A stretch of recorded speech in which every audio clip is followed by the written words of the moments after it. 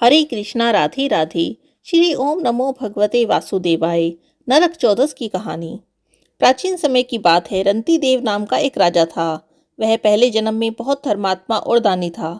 दूर दूर तक उसकी बहुत ख्याति थी। अपने पूर्व जन्मों के कर्म से वह इस जन्म में भी अपार दान आदि देकर बहुत से सत्कार्य किया करता था।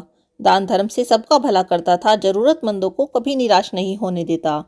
कुछ समय बाद जब राजा बूढ़ा हो गया तो उसके अंत समय में यम के दूत उसे लेने आए और राजा को देखकर डराते हुए घूरते हुए कहा, राजन, तुम्हारा समय समाप्त हो गया है। अब तुम नरक में चलो। तुम्हें वहीं चलना होगा। राजा ने कभी सोचा भी नहीं था कि उसे नरक में जाना पड़ेगा। राजा ने घबराकर यमदूतों को नरक ले जाने का कारण पूछा और कहा, मैंने तो आजीवन दान धर्म किए हैं, सत्कर्म किए हैं।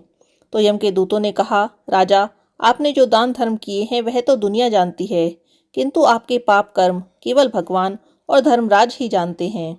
तब राजा बोला, आपसे मेरी विनती है कि आप मेरे पाप कर्म मुझे भी बताने की कृपा करें। तब यमदूतों ने कहा कि एक बार तुम्हारे द्वार से एक भूखा ब्राह्मण बिना कुछ पाए ही वापस लौट गया था। वह बहुत आशा से तुम्हारे पास आया था, इसीलिए तुम्हें नरक जाना पड़ेगा। तब राजा ने विनती की और कहा कि मुझे इस बात का ज्ञान नहीं था। मुझसे भूल से बड़ी भूल हो गई। कृपा करके आप मेरी आयु को 1 वर्ष बढ़ा दीजिए ताकि मैं अपनी भूल सुधार सकूं। यमदूतों ने बिना सोचे समझे ही हाँ कर दी और राजा की आयु 1 वर्ष बढ़ा दी। यमदूत खाली हाथ चले गए। तब राजा ने ऋषि मुनियों के पास जाकर पाप मुक्ति के उपाय पूछे।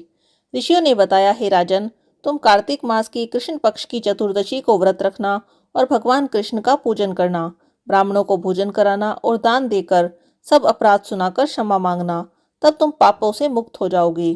कार्तिक मास के कृष्ण पक्ष की चतुर्दशी आने पर राजा ने नियम पूर्वक व्रत किया और श्रद्धा पूर्वक ब्राह्मणों को भोजन कराया।